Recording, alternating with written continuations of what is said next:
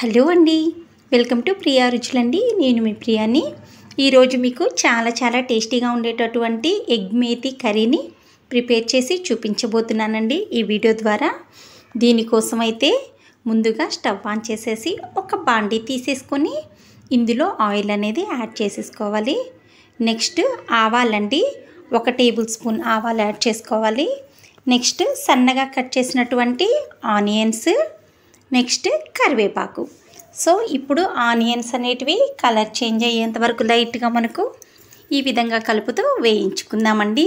ఇప్పుడు ఉప్పు అనేది యాడ్ చేశానండి, కల్లుప్పు. నెక్స్ట్ టమోటోస్ అండి 3 తీసుకొని ఈ విధంగా కట్ చేసి అయితే మనం యాడ్ చేసేసుకోవాలి. ఇప్పుడు ఈ టమోటోస్ అనేటివి చక్కగా ఆయిల్లో మనకు వేగేంత వరకు వేయించుకోవాలి.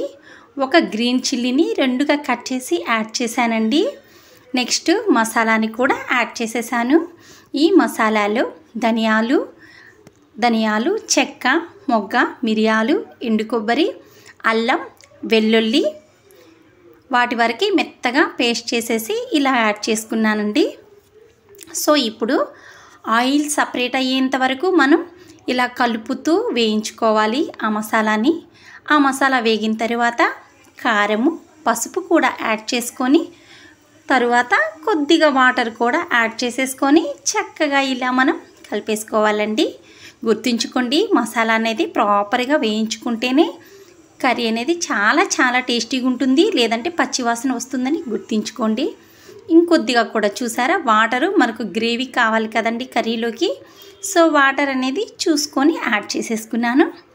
ఇప్పుడు మనం ముందుగానే ఉడికించి పొట్టు తీసి పెట్టుకున్నటువంటి ఎగ్స్ని కూడా 1 by 1 ఇలా యాడ్ చేసుకోవాలండి కర్రీలోను.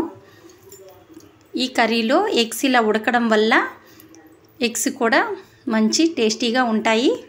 చూడండి, చాలా కలర్ఫుల్గా ఉంది కదా కర్రీ. అయితే చాలా టేస్టీగా ఉంటుందండి. ఒకసారి అయితే తప్పకుండా ట్రై చేయండి. ఎప్పుడు చేసేలా కాకుండా ఇలా అయితే ఒకసారి ట్రై చేయండి. చపాతీలోకైనా, రోటీలోకైనా, రైస్లోకైనా, పులావ్లోకైనా సరేనండి, చాలా బాగుంటుందండి. మీకు ఈ రెసిపీ ఎలా వచ్చిందో నాకైతే కామెంట్స్ రూపంలో పెట్టేసేయండి. మనము ఇలా ఎగ్స్ యాడ్ చేసిన తర్వాత కొంచెం సేపు అయితే మనం వీటిని కుక్ అవ్వనివ్వాలండి. మనకు ఆయిల్ అనేది పైకి తేలేంత వరకు ఈ విధంగా మనం కుక్ చేసుకోవాలి. ఇప్పుడు కసూరి మేతి అండి, అది కసూరి మేతిని ఒక ప్యాన్ తీసుకొని అందులో ఈ కసూరి మేతి వేసి లైట్గా దూరగా వేయించి పౌడర్ చేసి ఇలా చల్లుకోవాలండి. గుర్తుంచుకుంది. చూసారా, నేనైతే యాడ్ చేసేసాను. ఈ కసూరి మేతి వేయడం వల్ల ఈ ఎగ్ కర్రీకి టేస్ట్ అనేది చాలా బాగుంటుందండి.